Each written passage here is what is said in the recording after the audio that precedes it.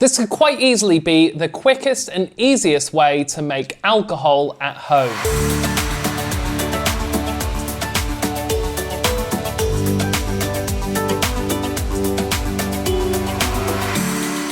Hi, I'm Daryl Smith. I'm a home brewer in the UK, and on this channel, I make fun and rewarding things like cider. This is the second time that I've done a cider experiment on this channel. You can check out the other video that I've made here where I compared a cloudy cider and a cloudy hoppy cider. Today I'm going to be doing another twist on this kind of experiment. So first off, why is it so easy to make cider at home? Well, this style of making cider is called turbo cider. This is where you use store-bought juice and then add yeast to it and have it ferment. And that's pretty much the process, really. There are a few tricks that can help improve the final result, which you'll see later in this video. In the UK, we call fermented apple juice cider. I know in America, you call apple juice cider and call fermented apple juice hard cider. I'm pretty sure I've got all that right. So that's what we're making here,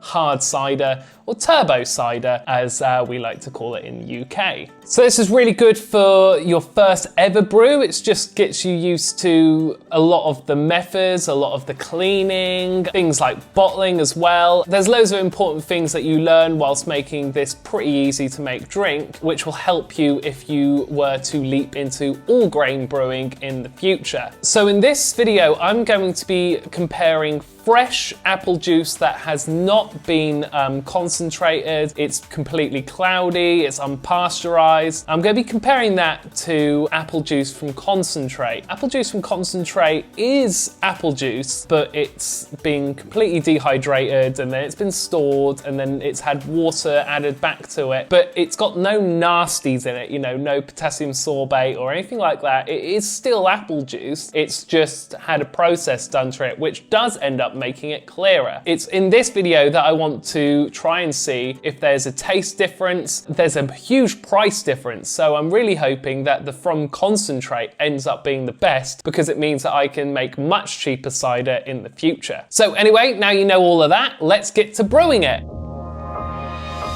There's very little equipment you're going to need to make a turbo cider. You're going to need 1 to 2 Demijohns depending on how much you're brewing, airlocks or blow-off tubes with bungs to go with them, a jar if you're using a blow-off tube, a no-rinse cleaner such as Star San or Chemsan, a funnel, a kettle, a jug, and something to sanitize everything in. Here I'm using a fermenting bucket. And the last thing is an optional hydrometer and trial flask. On this brew day, I went for a cloudy, not from concentrate apple juice, and a from concentrate apple juice, both being fermented in different vessels. With all juices, just make sure that there are no preservatives such as potassium sorbate, which could kill your yeast. To get the best results, steep 2 English tea bags in boiling water for 10 minutes. You'll need about 200 ml per gallon of apple juice. The tea provides tannins, which would normally be added to the cider from the apple skin if you were pressing fresh fruit. Most supermarket apple juice gives you a starting gravity of around 1050. You can add more sugar to make the cider end up stronger, but I opted not to. If you're doing this, don't go over the top boosting the sugar. It could ruin the flavour, and if you go way too far, the ABV could end up being too high and it kills your yeast. I then filled up 2 sanitized Demijohns with apple juice until they were almost full, leaving space to add my strong tea. I went for my tried and tested Kveik Voss yeast. I've used this before in ciders and found its esters complement the cider's taste. You can add the same, or you could go for a cider or wine yeast. I also gave both batches some yeast nutrient to help the yeast have a healthy fermentation. This step can be skipped, but I really do recommend it. Because Kveik yeast can set off so aggressively, I use blow-off tubes at the start rather than going for airlocks to avoid a huge mess which the Kveik yeast can cause. It didn't take long at all before the fermentation kicked off, and after just a week, fermentation had ended and it was time to bottle. So that's it. Bottling is going to be the part of it that takes the most time. If you have the capacity to keg, you are going to fly through the process. That's why it's a great drink to make, because it's so easy to produce. That said, there's so many ways that you can alter it, you know, different kinds of yeasts, you can add other fruit juices to it. The list goes on. There's so much experimentation involved in it, and that's part of turbo cider's appeal. You know, you'll never complete it. Same as all grain brewing, you know, there's so much opportunity to experiment and have fun with the hobby. So I bottled my cider, which meant I added a bit of sugar to it to make it carbonate. There is a step where you can add potassium sorbate to the cider and it will kill all the yeast, and then you can back sweeten it. You could add sugar or more fruit juice to it so that it ends up being sweeter, which most commercial ciders tend to be quite sweet. For me, I really wanted it to be carbonated, and so I didn't use potassium sorbate. You can, if you're kegging, you can add the potassium sorbate. You can then add sugar to sweeten it, and then you can force carbonate it, but I don't have kegs yet, so that's not something that I can experiment with at the moment. Anyway, let's open up these bottles and see what they look like. These have actually been bottled now for a couple of months, and I've not tried either of them, which is unusual for me. I normally can't help it, and I have to try the beer before I film the video. But for real, I haven't tried either of these, so they could be absolute disasters, and you'll be the first to know. Right, let's open up the cloudy one. I've made this before, and I enjoyed it, although I have to say that I enjoyed it more when it was hopped. Nicely carbonated. Smells like cider, and it is cloudy, but that's to be expected. It was cloudy apple juice. What I'm more excited about trying is the clear.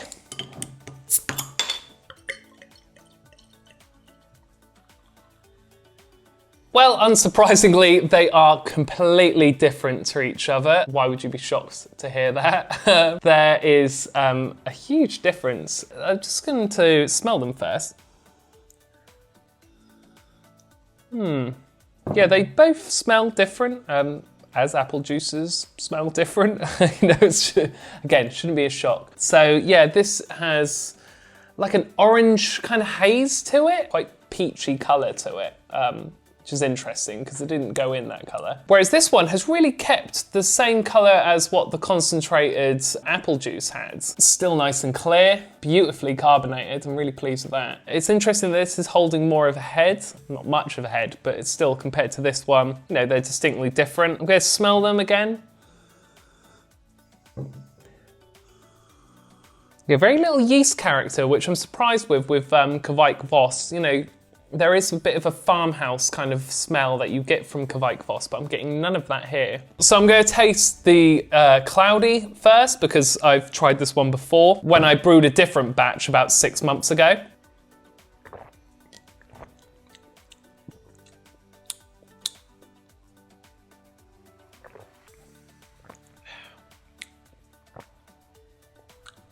It's very palatable, very easy to drink.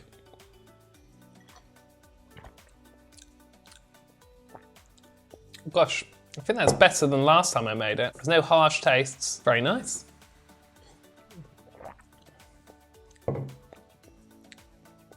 Pleased with that. I don't know much of the terminology involved with cider tasting, and arguably beer tasting as well, but it tastes like cider. It doesn't taste like a supermarket cider, you know, it doesn't taste like a Strongbow or a Thatcher's, you know, it tastes like maybe a more crafty cider, maybe?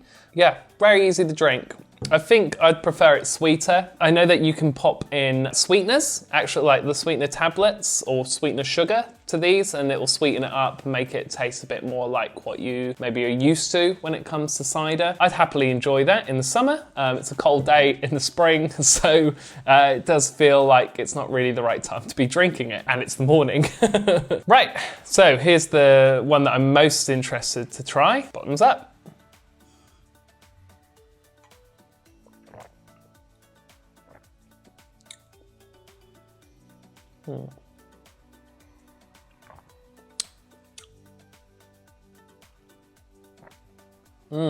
Much more neutral.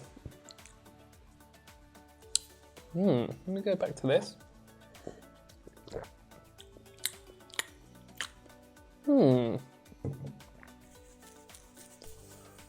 That's really interesting. This has got a much more neutral flavour.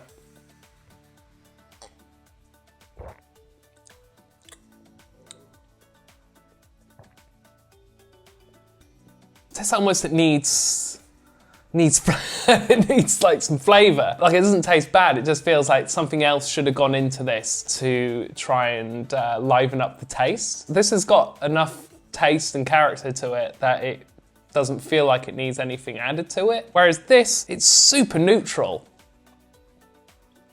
Yeah, really interesting. I've got an idea, I just want to try something. So I know that Vimto is quite often added to turbo ciders. This is the only Vimto we have in the house, which is actually winter warmer. Tastes like Vimto, just a bit Christmassy. I'm filming this in April. Let me just sip it again. Yeah, not bad, but it needs something to liven it up. This has got no added sugar to it, which is interesting. If I added this to the cider as it fermented or as I bottled it, then it wouldn't cause any more fermentation. Yeah, it's got barely any sugar in it. Not enough that it would cause a secondary fermentation. Anyway, I'm going to add a little bit to it and see if it improves the flavour. Right, smell it. Now it smells like Vimto.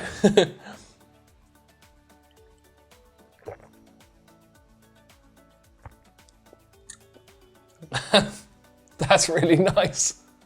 Wow.